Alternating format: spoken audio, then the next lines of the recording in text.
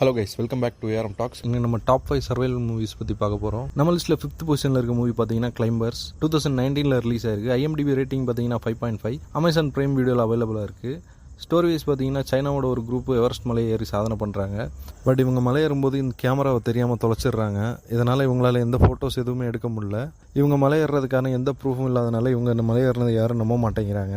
இது சைனாக்கு ரொம்ப பெரிய அவமானமாக போயிடுது. இதுக்கப்புறம் 15 வருஷம் கழித்து மறுபடியும் சைனாலேருந்து ஒரு டீம் ஏறுறாங்க.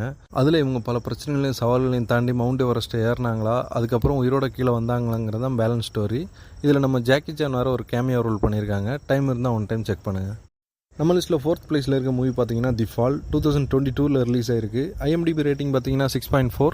அமேசான் பிரைம் வீடியோவில் அவைலபிளாக இருக்குது.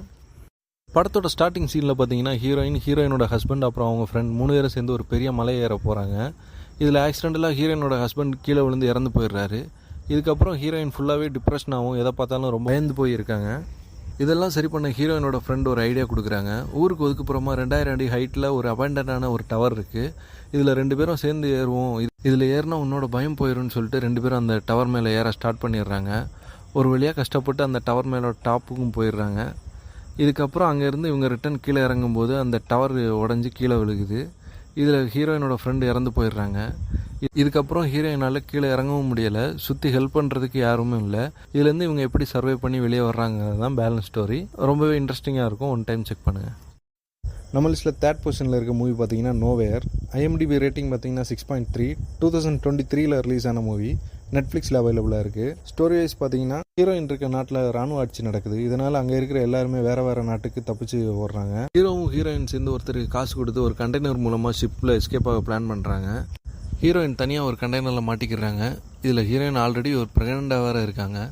இவங்க இருந்த கண்டெய்னர் நடுக்கடலில் ஷிப்லேருந்து கீழே விழுந்துருது. இதுக்கப்புறம் அவங்களுக்கு டெலிவரியும் ஆயிடுது. இந்த கண்டெய்னரில் இருக்க திங்ஸை வச்சு ஹீரோயின் எப்படி சர்வை பண்ணி உயிரோட வர்றாங்கிறது தான் பேலன்ஸ் ஸ்டோரி. அதை ரொம்பவே எக்ஸ்ட்ரீமாக ராவாக காமிச்சிருப்பாங்க. இப்போ ஒன் டைம் வாட்சபிள் தான், செக் பண்ணுங்கள்.